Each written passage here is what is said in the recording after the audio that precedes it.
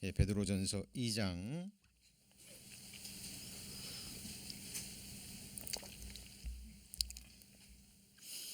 19절 말씀입니다. 제가 봉독하겠습니다. 애매히 고난을 받아도 하나님을 생각함으로 슬픔을 참으면 이는 아름다우나 죄가 있어 매를 맞고 참으면 무슨 칭찬이 있으리요.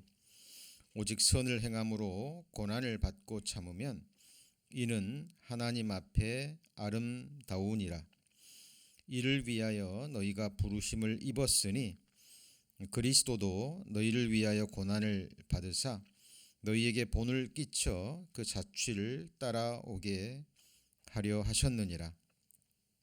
저는 죄를 범치 아니하시고 그 입에 괴사도 없으시며 욕을 받으시되 대신 욕하지 아니하시고 고난을 받으시되 위협하지 아니하시고 오직 공의로 심판하시는 자에게 부탁하시며 친히 나무에 달려 그 몸으로 우리 죄를 담당하셨으니 이는 우리로 죄에 대하여 죽고 의에 대하여 살게 하려 하심이라. 저가 채찍에 맞음으로 너희는 나음을 얻었나니 너희가 전에는 양과 같이 길을 잃었더니 이제는 너희 영혼의 목자와 감독 되신 이에게 돌아왔느니라. 오늘 주일 말씀은 이제 읽은 본문을 베드로전서 2장 19절 이하 25절까지의 말씀을 본문으로 해서 낭만과 침륜의 늪에서라는 제목으로 함께 말씀의 은혜 함께 나누고자 합니다. 우리 성도님들 신앙생활 하시는 가운데 과거에 아마 이러저러한 크고 작은 많은 고난과 또 환난을 겪으셨을 것입니다. 그런데 그 중에서도 특별히 이제는 정말 일어나기 어려울 만큼 견디기 어려울 만큼 그런 극한 너무 힘든 그런 환난과 고난의 시기도 있었을 것이라 생각합니다.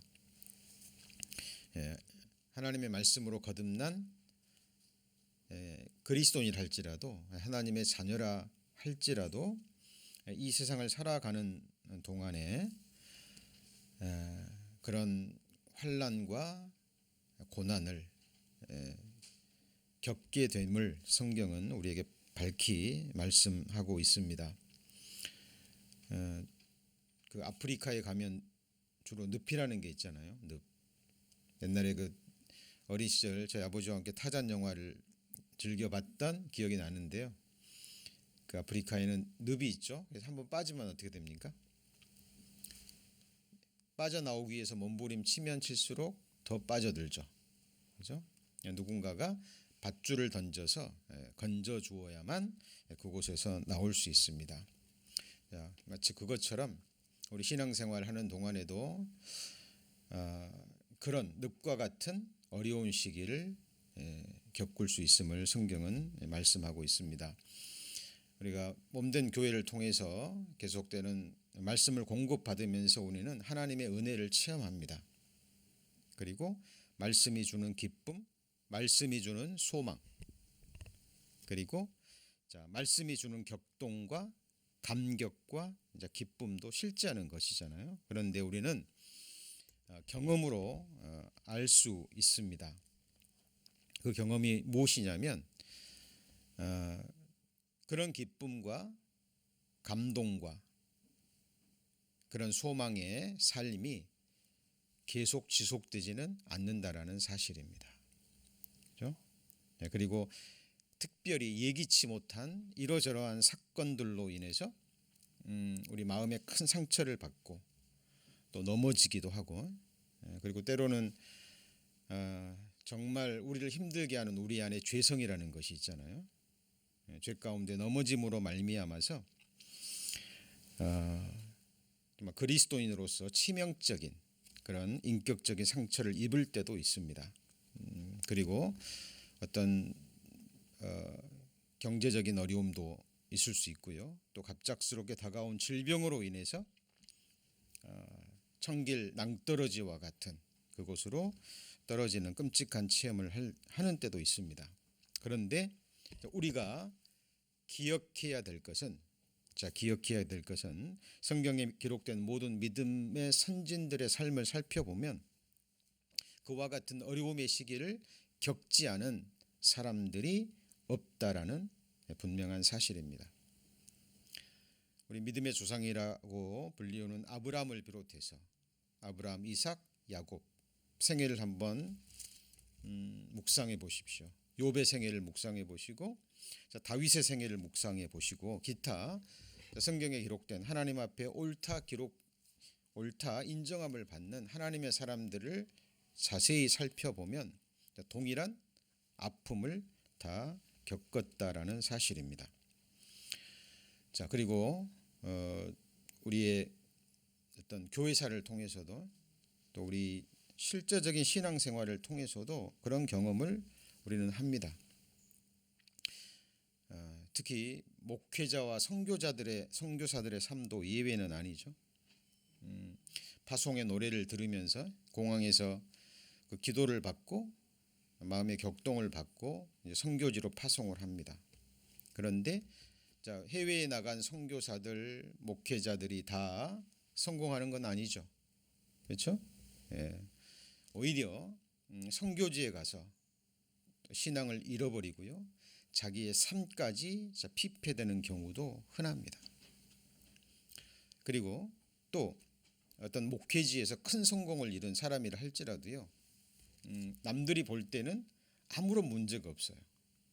가정에도 문제가 없고 또 목회하는 교회도 이렇게 계속 부흥하는 것 같고 그런데 어느 날 갑자기 그 목회자들이 사라지는 경우도 있습니다. 가족들에게 그리고 성도들에게 편지 한 통 남기고 사라지는 경우도 있고요. 왜 그럴까요? 자, 그 이유가 여러 가지 것들이 있습니다만은 그중에 오늘은 몇 가지, 3가지 정도만 살펴보고자 합니다. 첫 번째는 오늘 읽은 본문에 그 답이 나와 있죠. 베드로전서 2장 19절에 보면 한번 19절만 같이 읽어볼까요? 애매히 고난을 받아도 하나님을 생각함으로 슬픔을 참으면 이는 아름다우나 그랬죠. 여기 보면 애매한 고난이 나옵니다. 애매한 고난이 무엇일까요? 어떤 고난이 주어질 때 하나님의 말씀으로 또 기도 가운데 자신의 내면과 삶을 정말 자세히 살펴보아도 하나님 앞에 그리고 이런 고난을 당할 만큼 죄를 범하지 않았을 때 그런 경우 있죠. 아무리 돌아봐도 그런 경우가 있을 수 있습니다. 이것이 바로 성경에 나오는 애매한 고난입니다. 그 고난의 원인을 찾을 수 없을 때. 자, 그 다음에 보시면 애매히 고난을 받아도 누구를 생각함으로 그랬죠? 하나님을 생각함으로 슬픔을 참으면 이는 아름다우나 죄가 있어 매를 맞고 참으면 무슨 칭찬이 있으리요? 오직 선을 행함으로 고난을 받고 참으면 이는 하나님 앞에 아름다우니라. 자, 특별한 죄와 악을 행하지 않았을 때 주어지는 고난. 이것이 좀 더 심화되면 뭐가 될까요? 오히려 선을 행했음에도 불구하고 하나님의 말씀에 순종하기 위해서 악과 타협하지 않고 세상과 세상의 악인들과 타협하지 않았음에도 불구하고 주어지는 고난이 있습니다. 성경의 대표적인 예가 요셉의 고난이죠. 보디발 장군의 아내의 유혹을 거절했죠.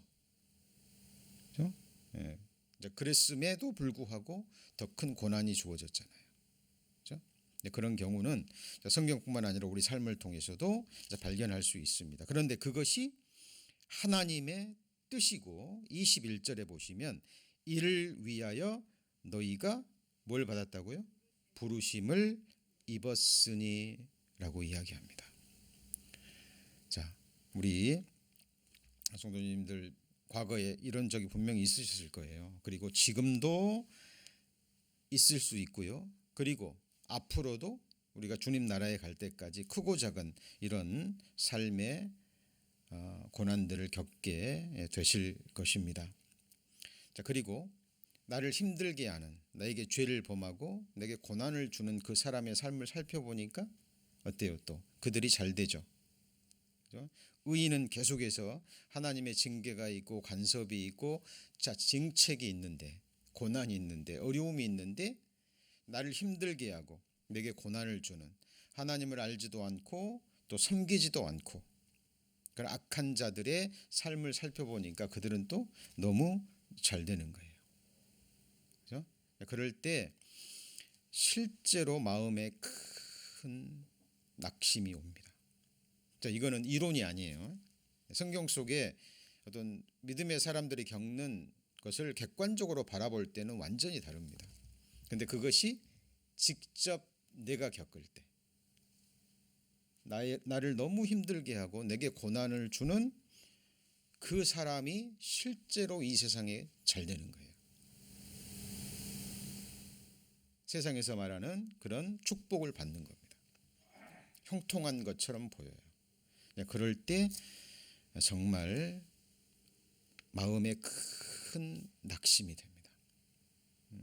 내가 그동안 이러저러한 여러 가지 고난을 이기고 견디고 주님을 섬겨왔는데 내게 주어지는 결과가 이것이란 말인가. 그런데 성경은 그 이유에 대해서 분명히 말씀하고 있고요. 우리에게 교훈을 주고 있습니다. 이 베드로전서 2장 붙잡아 놓으시고 욥기서 21장을 찾겠습니다. 제 목소리 잘 들리시나요? 예, 욥기서 21장. 욥기서 21장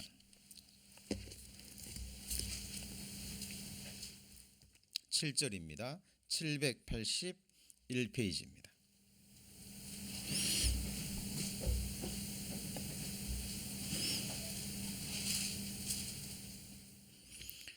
781페이지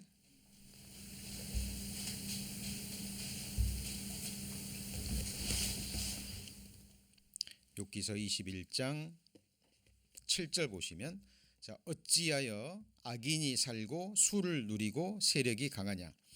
씨가 그들의 앞에서 그들과 함께 굳게 서고 자손이 그들의 목전에서 그러하구나.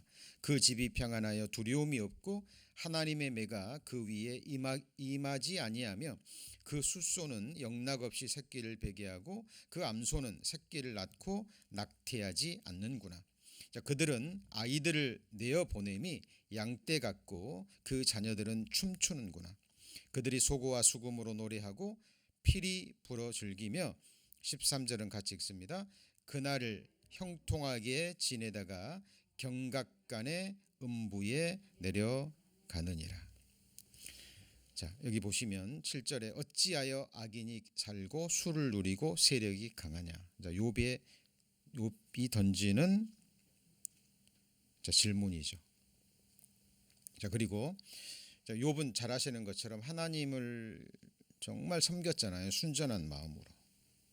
근데 그 결과 사람들이 이해하기 어려울 만큼, 특별히 하나님을 경외한다라고 하는 욥의 세 친구들마저도 손가락질할 만큼, 그 비방을 할 만큼 끔찍한 고난을 오랜 시간 겪었잖아요.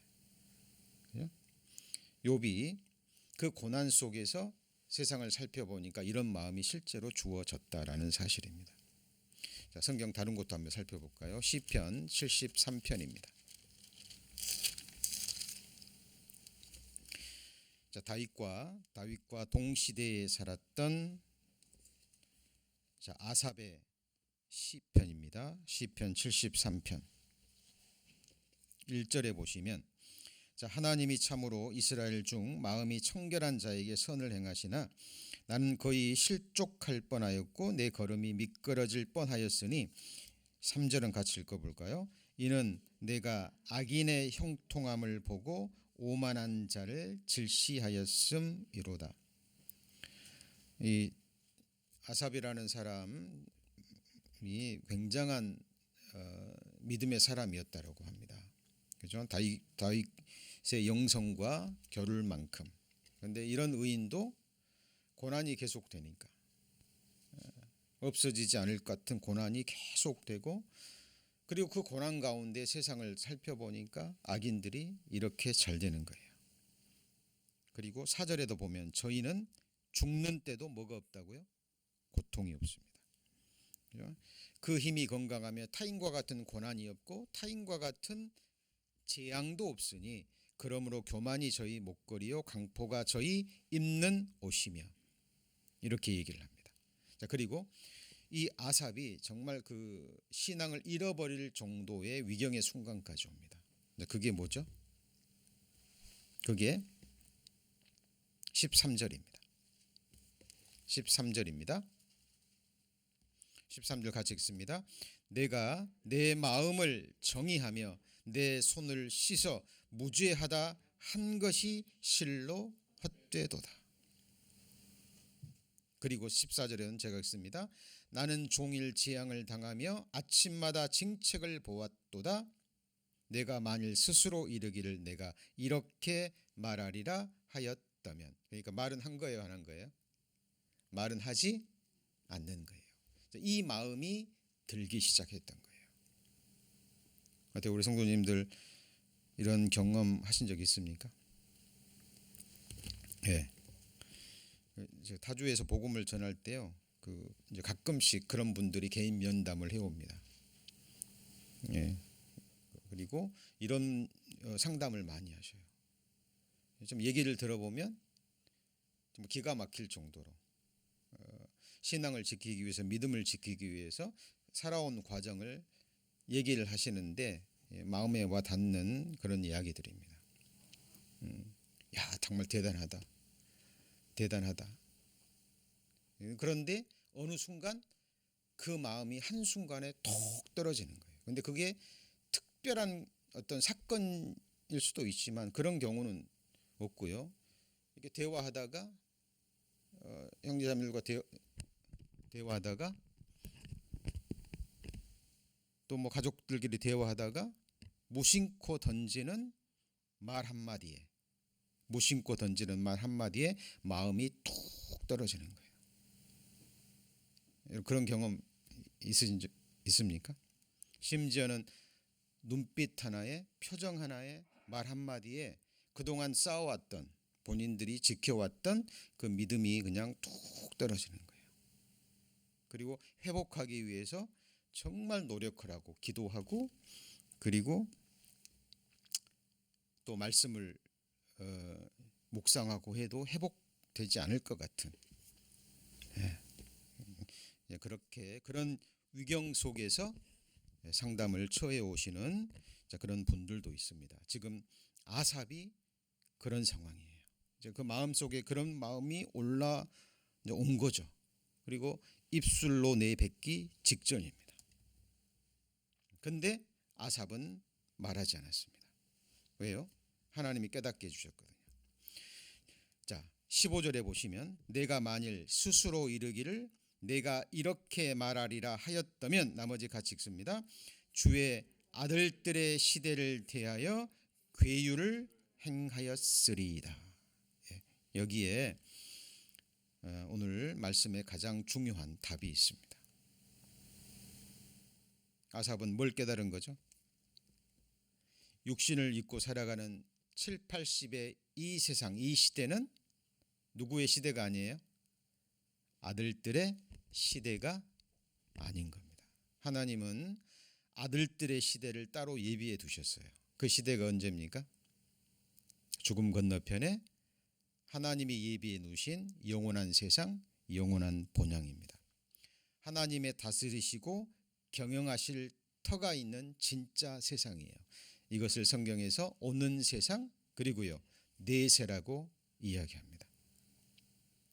성경에 의하면 지금 육신을 입고 살아가는 이 세상의 7, 80의 생애는 마치 사람이 잠을 자면서 꿈을 꾸죠. 그죠? 꿈에서 아무리 먹었어도 깨고 나면 배가 부릅니까? 그렇지 않죠. 그죠? 꿈에서 아무리 만족함을 느꼈어도 깨고 나면 현실로 돌아오는 거예요. 자, 하나님을 모르고 성경을 모르기 때문에 이 세상 사람들은 육신적인 감각, 육신의 눈에 보여지고 내 육신의 촉감에 느껴지고 이 세상에서 경험하는 모든 것이 다라고 생각해요. 이것을 현실로 생각합니다. 근데 성경은요, 아니라고 얘기합니다. 이 세상에서 겪는 것은 마치 하룻밤의 꿈과 같고, 그리고 이 세상은 지나가는 것이라고 이야기를 해요. 마치 바람과 같아서 이 손으로 붙잡을 수 있어요, 없어요? 없습니다. 그래서 하나님은 자신이 피로 사신 하나님의 아들들, 하나님 나라의 상속자들을 주님의 나라에서, 그 영원한 세상에서 높이고 영화롭게 하고 영광스럽게 하기 위해서 이 세상에서는 철저히 낮추시고 깨뜨리시고 부서뜨리시고 하나님 보실 때에 새로운 피조물로 다시 빚어가시는 것입니다. 그래서 자, 우리 육신의 눈으로 바라볼 때는 이 세상 그리스도인들의 삶은 고난의 연속이에요. 그런데 그 고난 가운데도 특별하게 하나님께서 그런 시기를 허락하실 때가 있다라는 것입니다. 왜 그럴까요? 우리가 아무리 하나님을 의지한다고 해도요, 아무리 하나님을 의뢰하고 하나님만 소망한다 할지라도 우리는 죄성이 있고 하나님 앞에 완전하지 못하기 때문에 이 속에 남은 찢기가 있겠죠. 어때요? 우리 성도님들 하나님 앞에 지금 완전한 믿음을 가지고 계십니까? 하나님 보실 때 흠없는 정금과 같은 믿음을 갖고 계셔요? 자, 우리가 그것이 우리의 표대이긴 합니다만은 이 세상에 살아가는 동안에는 어느 누구도 그 정금과 같은 믿음을 소유하지 못합니다. 자, 그러니까 하나님은 그곳에 이르게 하기 위해서 때를 따라서 하나님이 보실 때 우리가 감당할 수 있을 만큼의 그런 극한 고난으로 우리를 인도해 가시는 거예요. 그리고 때로는 절벽 끝에서 밀어 떨어뜨립니다. 떨어지죠. 바닥이 없는 것 같아요. 계속 추락하는 것 같고 바닥이 없는 늪으로 계속 빠져 들어가는 것 같습니다. 그런데 기억하셔야 될 것이 하나님은 우리 아래서 계속 추락할 것 같은 그 아래서 우리를 뭐하고 계실까요? 우리를 붙들고 계십니다. 그리고 결국은 우리가 믿고 의뢰하고 바랄 분은 하나님밖에 없다라는 사실을 이론이 아니에요. 이론이 아닙니다. 삶으로 깨닫게 하십니다. 성도님들 그 죽음에 대해서 많이 생각하시잖아요. 죽음에 대해서. 그렇죠? 예. 그런데 이렇게 남이 뭐 사형 선고 그 시한부 선언을 당하거나 저기 어떤 지인들의 죽음을 목격하실 때 하고 정말 내가 몸이 아파서 그리고 내가 중한 병이 걸려서 죽음을 앞둘 때 생각하는 죽음이 완전히 다르다고 합니다. 제가 한국에 계시는 한 형제님입니다. 교수님이시고 또 신앙생활도 오래 하시고 지금도 이제 신학 공부를 하시는 분인데 갑자기 그 건강했는데 이제 직장에서 의무적으로 받아야 되니까 검진을 받았는데 이제 암에 걸렸다는 것이 발견이 된 거예요. 물론 치료는 가능하지만 본인이 직접 암이라는 중한 병에 걸리고 그리고 이제 괴롭잖아요. 그 방사선 치료를 받는 그 기간이. 그러면서 죽음에 대해서 생각하는데 건강했을 때 죽음을 생각하는 거하고 완전히 다르다는 겁니다. 건강했을 때 말씀을 읽고 묵상하고 말씀을 듣는 것과 내가 정말 중한 병에 걸려서 그죠? 정말 죽을 수도 있는 그 상황 속에 딱 들어가니까 완전히 달라지게 느껴지는 거예요. 하나님이 그 병을 통해서 그 고난을 통해서 정말 다시 한번 삶을 돌아보게 하시고 신앙을 돌아보게 하시고 믿음이 무엇인지 소망이 무엇인지 삶으로 깨닫게 하시는 겁니다. 우리 고린도후서 1장도 한번 보시겠습니다. 고린도후서 1장입니다.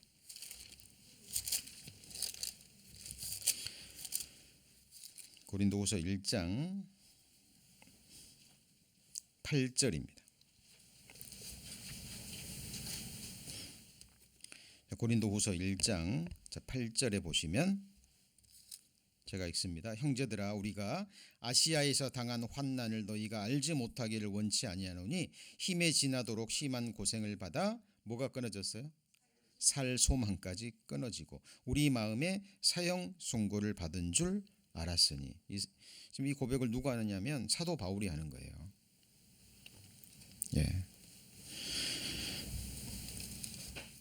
구원받기 전에 율법으로는 흠이 없었고요. 다메섹 도상에서 예수님을 만나고 복음을 위해서 하나님 나라와 하나님의 의를 위해서 자기의 모든 것을 바쳤던 사도 바울입니다. 그 정도의 열정을 가지고 있으면 하나님께서 복음을 전하기에 부족함이 없을 만큼 좀 공급해 주시고 건강도 좀 회복시켜 주시고 하시면 좋잖아요. 그런데 어떻습니까? 우리가 잘 아는 것처럼 사도 바울은 정말 어려움 가운데 극한 고난 가운데 자신의 달려갈 길을 마쳤습니다. 특별히 여기 보면 사도 바울이 큰 고난이라 그랬잖아요. 마음의 사형 선고를 받아서 이제 살 소망까지 끊어졌어요. 그런데 그 위경에서 그 정말 늪과 같은 곳에서 건짐을 받고 보니까 하나님이 그렇게 하신 이유가 뭐라고 그랬어요? 여기 11절입니다. 아니 19절이죠. 우리로 누구를 의뢰하지 말고요. 자기를 의뢰하지 말고 오직 죽은 자를 다시 살리시는 하나님만입니다. 주목하셔야 될 것이 오직만. 어때요? 우리 성도님들 오직 하나님만 믿고 의뢰하시나요? 과거에도 돌아보시면 그 어려움 속에서 건져주신 분은 하나님이셨습니다. 그렇죠? 지금도 그 어려움을 겪고 계신다면 나를 그 위경 속에서 그 눕과 같은 곳에서 나를 반석 위에 건져서 세워놓으실 분은 오직 누구죠? 네, 하나님이십니다. 성경이 증거하는 예수 그리스도. 이미 우리를 영원한 사망의 늪에서 지옥불의 형벌에서 건져주셨죠. 그리고 육신을 입고 살아가는 이 세상의 나그네의 짧은 삶 동안에도 겪는 이러저러한 고난 가운데서도 우리를 건져주실 분은 오직 하나님 뿐이십니다. 이것이 이론이 아니라 뭐로요? 삶으로 깨닫게 하시기 위해서 하나님은 그런 시기를 우리에게 허락하시는 것입니다. 여러분 그 아프리카 선교의 아버지라고 불리우는 리빙스턴 아시죠? 그가 가난한 부모님의 자녀로 태어납니다. 그래서 10살 때부터 가난 때문에 일을 했다 그래요. 그리고 낮에는 일하고 밤에 공부를 합니다. 형이 있었는데 형도 가난에 너무 가난 가운데 고난을 당해서 둘 다 의학 공부를 하는데 목적이 달랐죠. 형은 이 가난을 벗어나기 위해서 이 세상에서 성공하고 명예를 얻기 위해서 좀 풍족한 삶을 살기 위해서 의학 공부를 한 거고 이 리빙스턴은 당시 중국 선교를 위해서 의료 선교사가 필요하다는 걸 알고 공부를 합니다. 그러니까 둘 다 이제 의사가 돼요.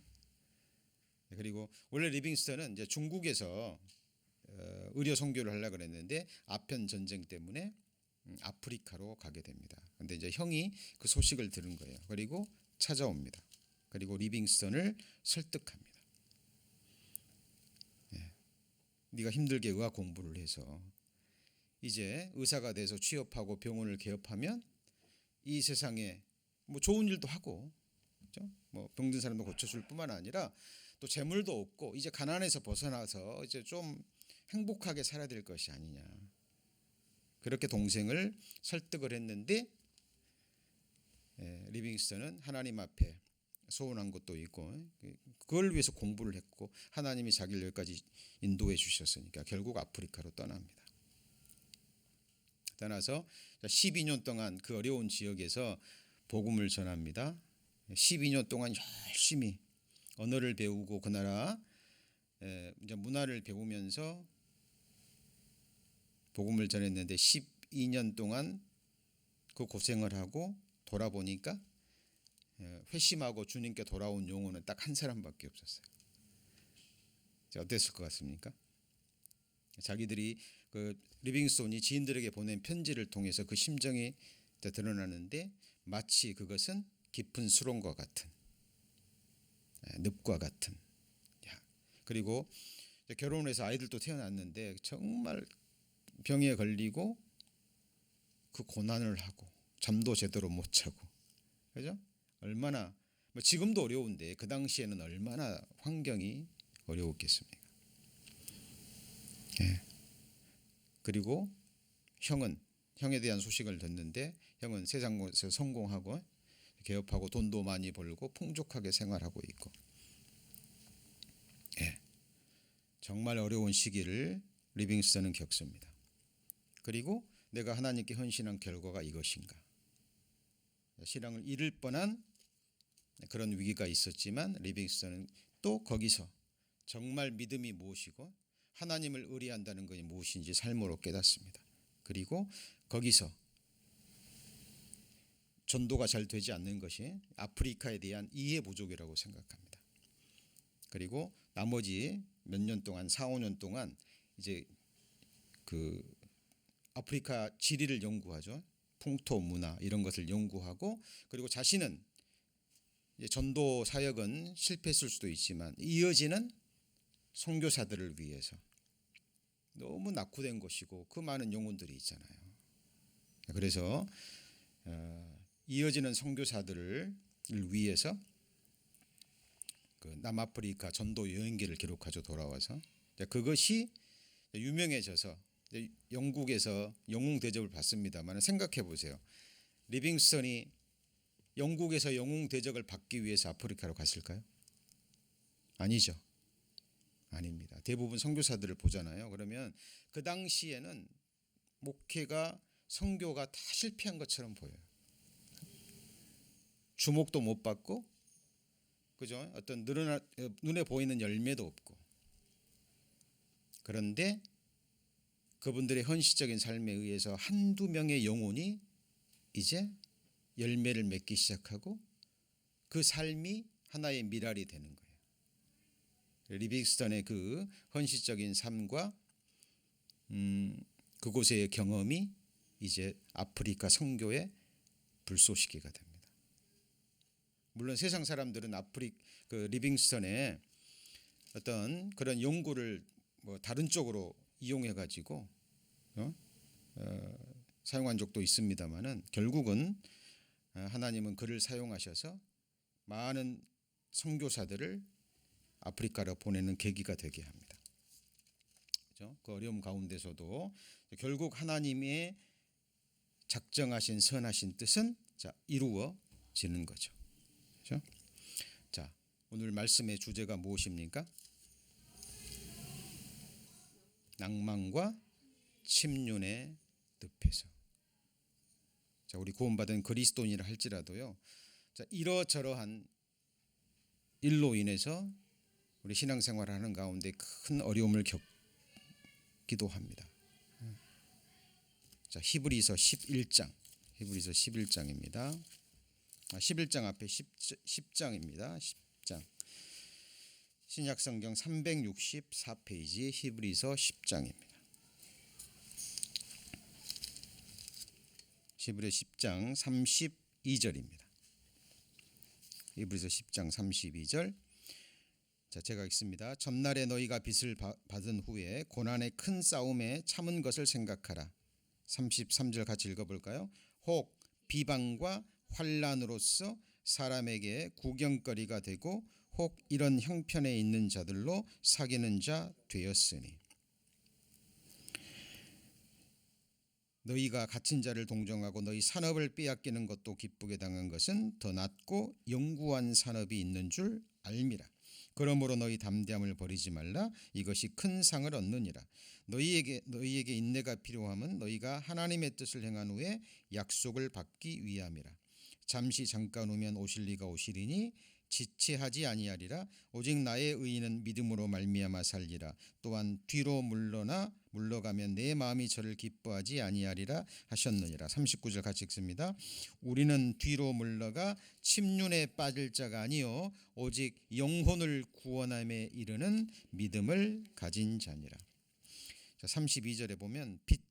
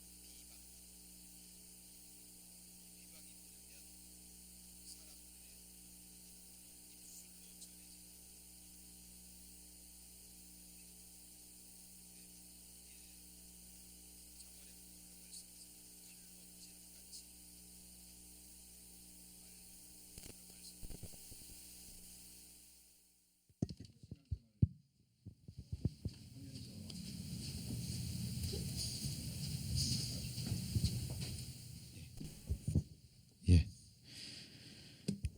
예. 우리가 신앙생활하면서 외부적으로 오는 어떤 환난과 고난도 있지만 사실 그것들은 어떻게 보면 이기기 쉬운 경우가 있어요. 그런데 이 주변의 사람들로부터 세상 사람들로부터 때로는 그 가족이 될 수도 있고 지인이 될 수도 있습니다. 전해지는 그 칼과 같은 말 한마디가 비방이잖아요. 그것을 사람을 깊은 낙담에 빠뜨리기도 합니다. 다윗이 이런 고난을 가장 많이 당한 사람이죠. 한번 찾아볼까요? 시편 31편입니다. 시편 31편.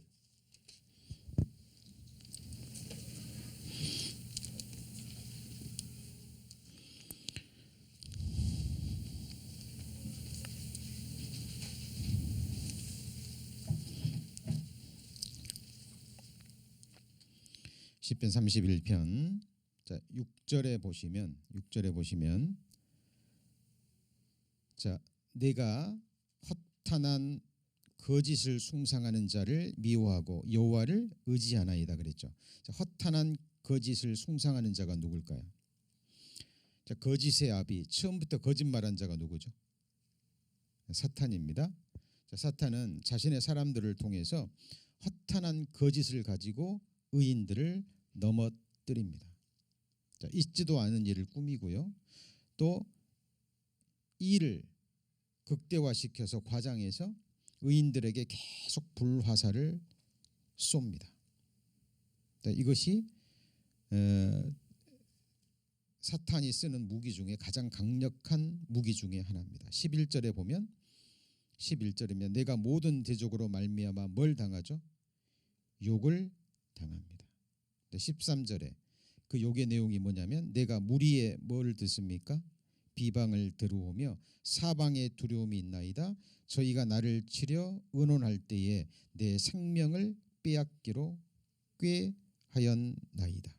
지금 다윗은 무리의 비방을 듣는 거예요. 여러분 그 학교 폭력이라는 게 있죠. 예. 지금 뭐 한국에서도 큰 문제가 되고 미국은 어떤지 모르겠습니다만은 한국에서는 지금도 큰 문제가 됩니다. 근데 그 중에 아이들의 인격을 무너뜨리고 피폐시키는 게 뭐냐면 그 주변의 아이들이 말로써 그 아이들을 공격하는 거예요. 네. 끔찍한 죄 중에 하나입니다. 예. 그리고 아이들이 그것을 즐깁니다. 예. 제가 교직에 있을 때도 그런 경험이 있어요. 그래서 그 부모들을 데려와 가지고요. 가해자 부모들을 데려와서 이렇게 얘기한 기억이 있습니다. 부모들도 몰라요. 부모들도 모릅니다. 근데 그 가해자 아이들들이요. 운동도 잘하고 공부도 잘하고 힘도 있고 덩치도 있는 애들이에요. 세대가 악해졌다는 것이 그런 걸 통해서 드러납니다. 저희 과거 학창 시절 돌아보면 오히려 그 약한 아이들은 강한 아이들이 뭐 해줬죠? 보호해주고 우리 그런 경우가 많았거든요. 근데 벌써 막 20년 전 뭐 이야기입니다만은 이런 일도 있었습니다. 한 아이가 집에 안 들어와요. 늦게까지. 부모가 선생님한테 전화가 오잖아요. 학교 가보니까 화장실 뒤에서 그때까지 울면서 기다리고 있는 거예요. 이유가 뭐였을까요? 그 괴롭히는 아이가 너 오늘 끝나고 화장실에 남아 한 거예요. 그리고 그 아이는 그 말한 것도 잊어버리고 집에 가버린 겁니다. 근데 그 아이는요. 평소 괴롭힘을 당하고 폭력을 당했으니까 이제 무섭잖아요. 그러니까 그 말한 아이가 돌아올 때까지 거기서 울면서 기다리고 있는 거예요. 그 담임 선생님 가슴이 아팠는데 부모는 어땠을 것 같습니까?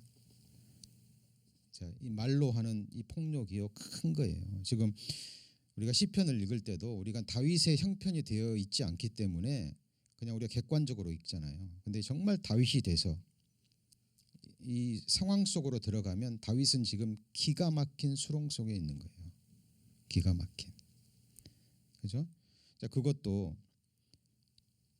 이게 자기를 대적하는 무리여도 힘들 텐데 그 대적하는 무리가 가까운 동무고 동료고 자기의 아들이었고 자기의 모사였고 자기의 친척이었다면 어떨 것 같아요? 다윗의 아들 압살롬, 말년에는 아도니아가 반역했죠. 그리고 자기를 목숨을 지켜줘야 될 군대 장관 요압, 자기의 조카입니다. 배반했죠. 그리고 자기의 모사, 대적들과의 전쟁을 함께 전쟁을 수행해야 될 자기의 모사가 아히도벨이 또 반역했죠. 그리고 압살롬이 반역할 때 다윗의 정치적인 배경이 되는 지파가 유다 지파예요. 그런데 그 유다 지파가 등을 돌립니다. 그리고 그 많은 사람들이 다윗을 향해서 비방을 쏟아내는 거예요. 자, 얼마나 힘들었을까요? 예, 다윗은 이것을 깊은 수렁이라고 얘기합니다. 발이 닿지 않을 것 같은 바닥이 없는 뭐예요? 수렁. 근데 다윗이 위대한 것은 그 속에서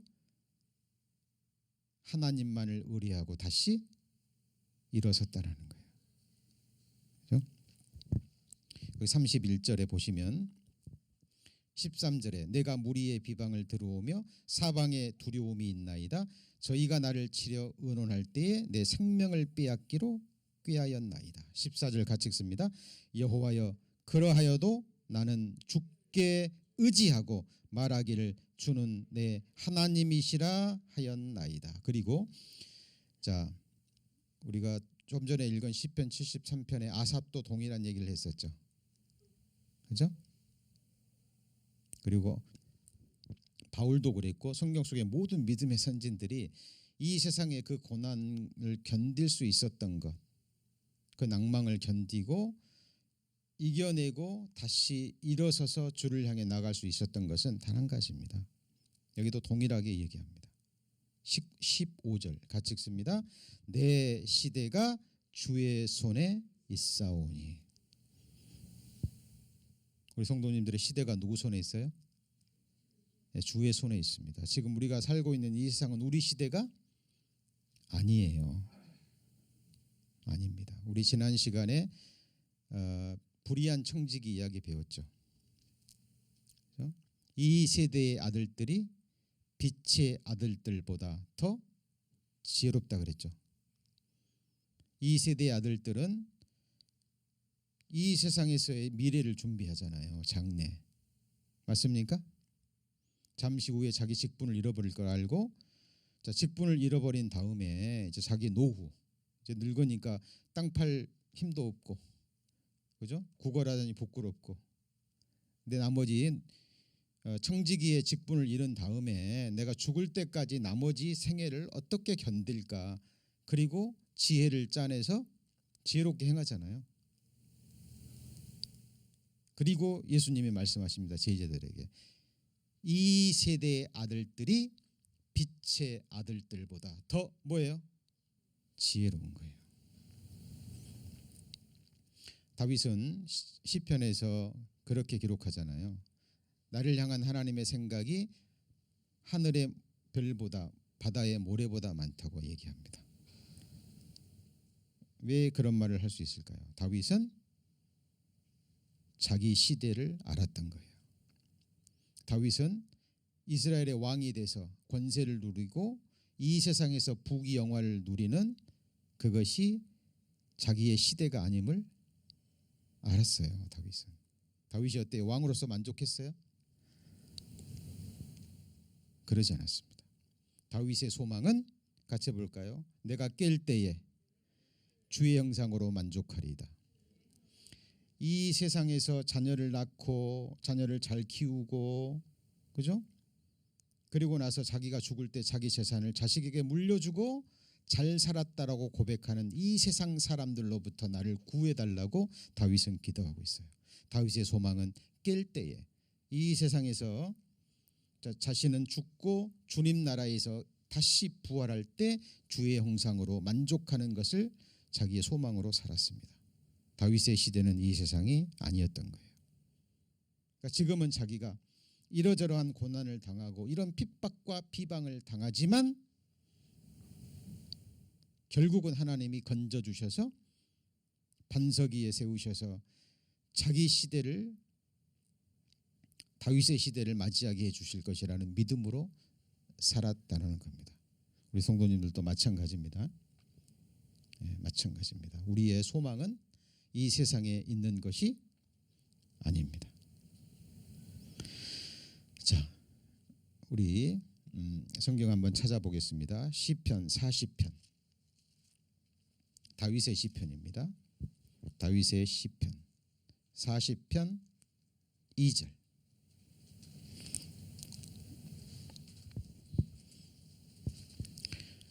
시편 40편 2절. 자, 같이 읽습니다. 나를 기가 막힐 웅덩이와 수렁에서 끌어올리시고, 늪이에요. 늪. 삶의 늪이고 신앙의 늪이고 믿음의 늪입니다. 우리 성도님들 과거에 겪으셨을 수도 있고 지금 겪을 수도 있고, 겪지 않으셨다면 하나님의 사람이라면 정도의 차이가 있지 반드시 겪어요.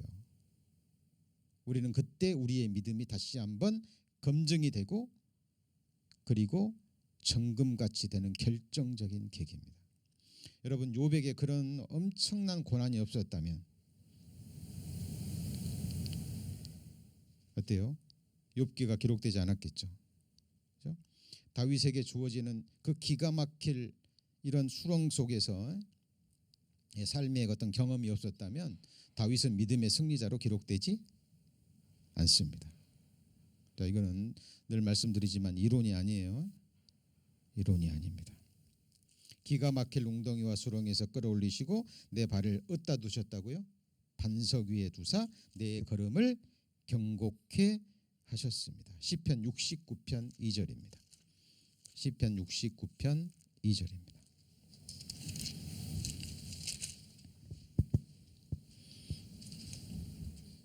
시편 69편 2절. 시편 69편 2절도 같이 읽습니다. 내가 설 곳이 없는 깊은 수렁에 빠지며 깊은 물에 들어갔으니 큰 물이 내게 넘치나이다. 여기 보면 내가 설 곳이 없는 무슨 수렁이요? 깊은 수렁, 바닥이 없는 것처럼 보이는 거예요. 그런데 하나님은 결국 구원해 주시는 거죠. 다윗이 지금 그것을 노래하고 있습니다. 자, 우리가 늪과 같은 그런 수렁에 빠지는 경우, 자 지금까지 두 가지 거 공부했습니다. 애매한 고난, 그죠? 선을 행함으로 겪는 교난, 교만. 그리고 아까 다윗의 삶을 통해서 믿었던 사람들이 자기 아들들, 자기의 측근들, 자기의 백성들이 자기에게 뭘 돌려요? 등을 돌리잖아요. 그죠? 배신을 당했을 때 믿었던 사람들, 자기가 의뢰했던 사람들로부터 버림을 당했을 때 주어지는 낙망, 이게 굉장히 큰 겁니다. 근데 하나님이 다윗에게 왜 그것을 허락하셨을까요? 아까도 말씀드렸죠. 누구만 의뢰하라고요? 하나님만. 그리고 자기도 의뢰하지 못할 대상이라는 걸 깨닫고 오직 하나님만. 그렇죠? 여러분, 우리 신앙생활의 가장 중요한 부분이에요. 인간은 연약하기 때문에 이 세상을 살아가다 보면 이러저러한 어려움이 겪을 때요, 이렇게 가까운 사람, 가족들이나 의지하려는 마음이 들거든요. 그렇죠? 자, 세상적으로 보면 당연한 거예요. 그러나 하나님은 뭐라고요? 오직 누구만요? 하나님만. 거기에는 자기도 의뢰할 대상이 아닙니다. 생각해 보세요. 내가 나를 의뢰하지 못한다면 그 누구도 의뢰하지 못하는 거예요. 자, 이것을 오해하시면 안 돼요. 이거 사람이 중요하지 않고 소중하지 않다라는 의미가 아니에요. 사람은 존귀한 존재고 정말 섬겨야 될 존재고 사랑해야 될 존재고 합력해야 될 존재입니다. 그러나 믿음과 소망과 의뢰의 대상은 아니에요. 믿음의 선진의 삶을 보면 하나님이 그 부분을 터치하기 위해서 그 많은 고난들을 허락하신 거예요. 이것은 육신의 정에 속한 거기 때문에, 육정과 인정에 속한 거기 때문에 그런 고난이 아니면 떼어지지 않는 거예요. 그래서 하나님은 모든 보장을 회파해 버리십니다. 뭘 회파하신다고요? 모든 보장. 하나님 외에 의뢰하고자 하는 모든 대상, 정말 그것을 의뢰한다면 하나님이 그것을 치워버리신다니까요. 그래서 여러분 정말 마음에 새기셔야 됩니다. 그렇죠? 네. 그것 때문에 많은 사람들이 그런 수렁에 빠지는 거예요. 그리고 또 한 가지, 세 번째는, 자, 우리가 이 세상에서 삶을 살아가면서 겪는 여러 가지 짐들이 있습니다. 생활의 짐일 수도 있고, 여러분 가장들 어때요? 가족들의 삶의 무게가 느껴지시죠? 직장에서도 짐이 있어요, 없어요? 있죠. 그리고 우리가 교회의 한 멤버로서, 몸된 교회의 한 지체로서 우리가 감당해야 될 여러 짐들도 있습니다. 이 짐이 너무 무거울 때 사람은 쓰러지고 넘어지고 낭망하기도 해요. 네. 그때 하나님은 우리에게 뭐라고 말씀하실까요? 자, 갈라디아서 6장입니다. 갈라디아서 6장. 갈라디아서 6장 2절입니다.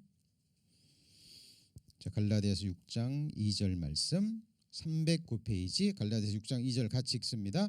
너희가 짐을 서로 지라 그리하여 그리스도의 법을 성취하라.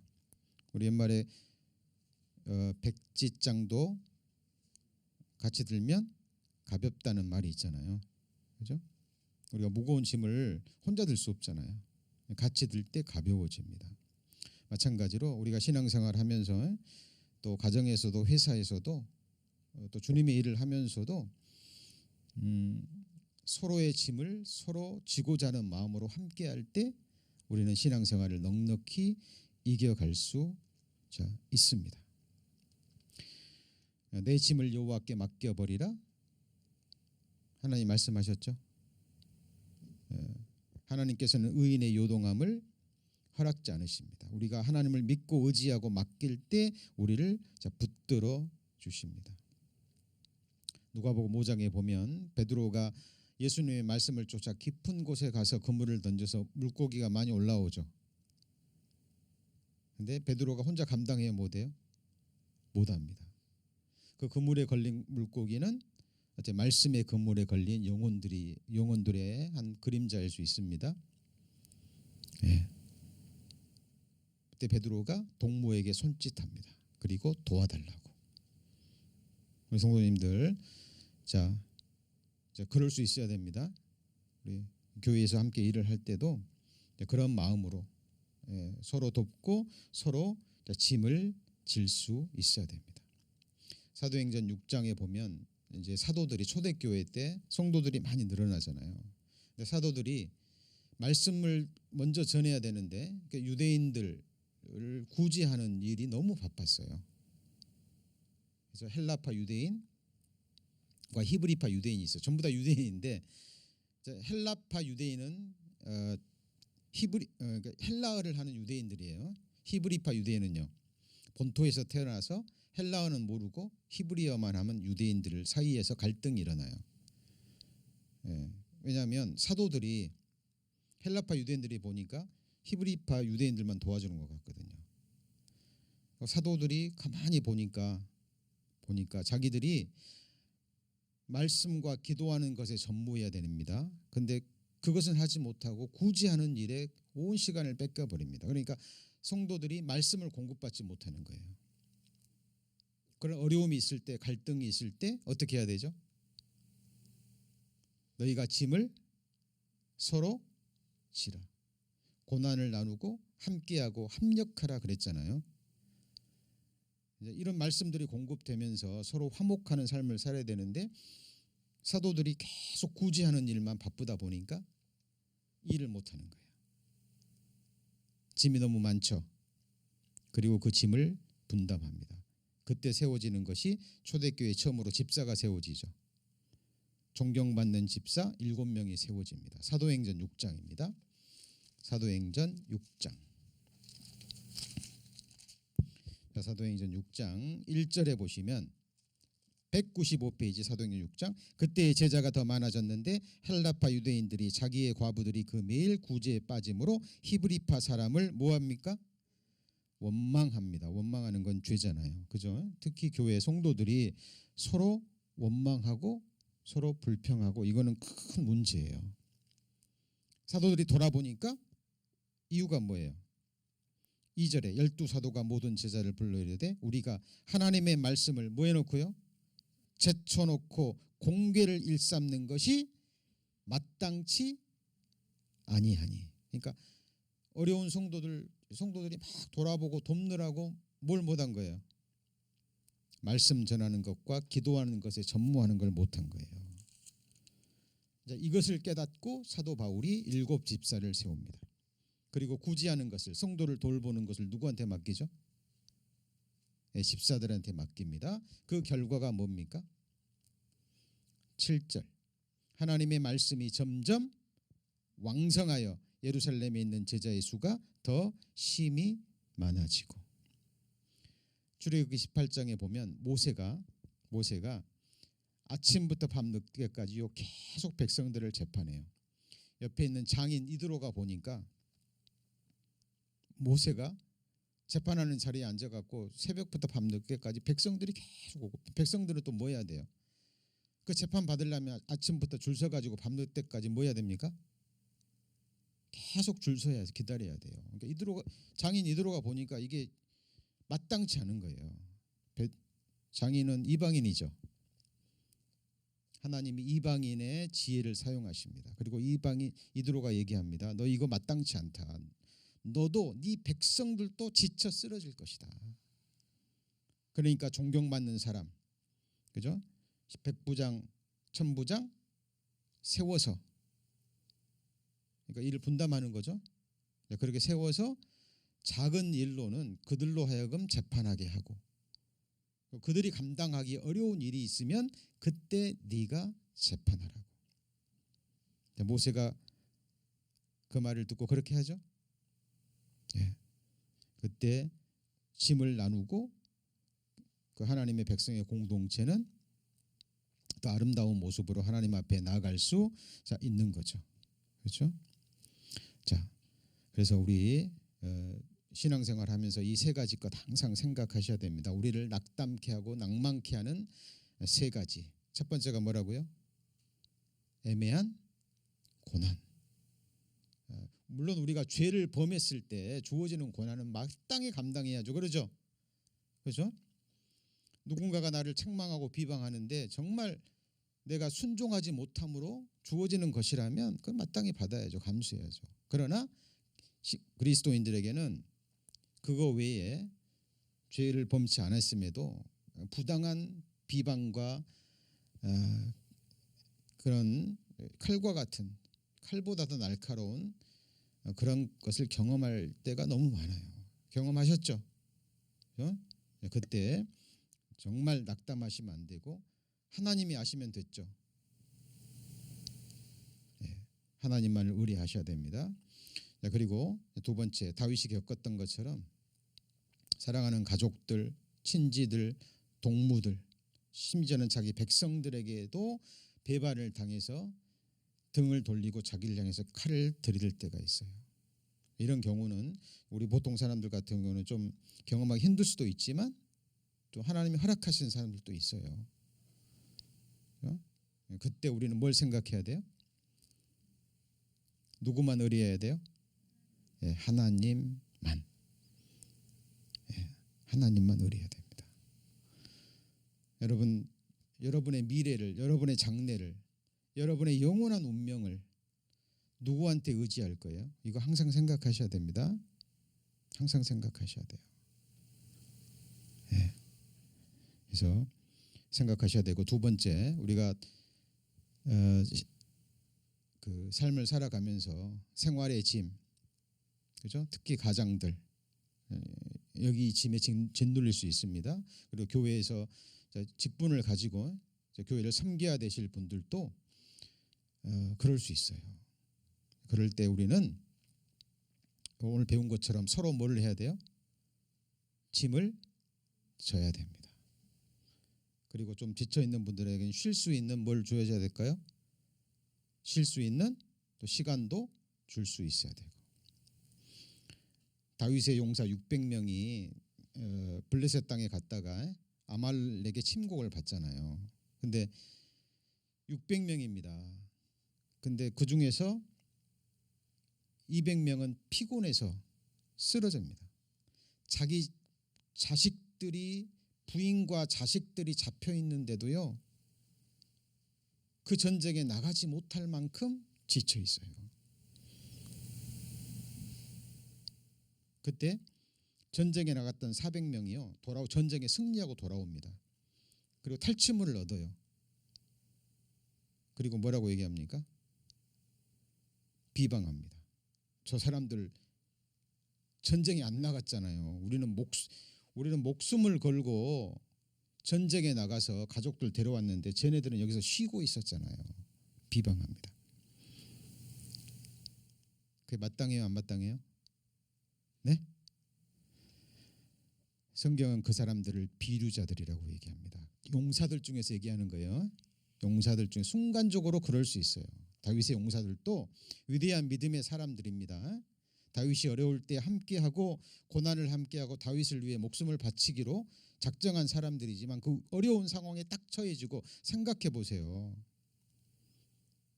다윗을 따라왔는데 순간 다 자기 가족들도 붙잡혀가고 아내도 붙잡혀가고 다 죽게 생겼어요. 백성들이 돌을 집어들잖아요. 누구를 죽이려고요?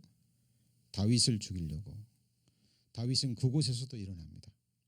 그리고 하나님만을 의지하고 군사들을, 자기 용사들을 데리고 가족들을 데리러 가는데 몇백 명의 자기 용사들이 지쳐 쓰러져 있는 거예요. 다윗은 책망하지 않습니다. 그들을 쉬게 하고 나머지를 데리고 가서 데려오죠. 탈취물을 가지고 나누는데 똑같이 나눕니다. 이것이 우리의 신앙생활의 모습이 되어야 됩니다. 그렇죠? 그래서 우리 함께 이제 주님 오시는 그날까지 우리에게 주어진 짐을 담당해야 됩니다. 그런데 우리 그 짐을 함께 나누고 또 함께 나누는 가운데 그 짐을 누구한테 맡겨야 돼요? 네? 네, 오늘 마지막 말씀으로 시편 68편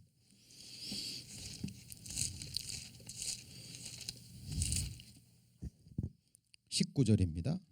시편 68편 19절. 시편 68편 19절. 자, 같이 읽습니다. 날마다 우리 짐을 지시는 주 곧 우리의 구원이신 하나님을 찬송할지어다. 그죠? 어제까지 짐을 지셨습니다. 오늘도 짐을 지셔야죠. 그죠? 네, 내일도 새로운 짐이 주어질 거예요. 그러나 우리가 하나님의 사람이라면 그 짐은 우리의 짐이 아니라 누구의 짐이에요? 네? 하나님의 짐입니다. 우리가 싸울 때도 피하면 안 돼요. 대적해야 되죠. 맞죠? 그래야 승리합니다. 그 싸움도 주님이 싸워주셔요. 그러나 등을 돌리면 안 됩니다. 마주 나가서 대적하고 싸우는데 주님을 의뢰하고 싸우는 거죠. 우리에게 주어지는 짐도 예수님이 말씀하셨던 것처럼 날마다 자기 십자가를 지고 주님을 따르죠. 그러나 그 짐을 우리가 서로 함께 지고 또 그 짐을 주님에게 맡길 때 주님은 날마다 우리의 짐을 져주십니다. 그러는 가운데 우리가 우리의 신앙생활을 이겨가셔야 됩니다. 예, 오늘 여기까지 말씀 배우시겠습니다. 기도하시겠습니다.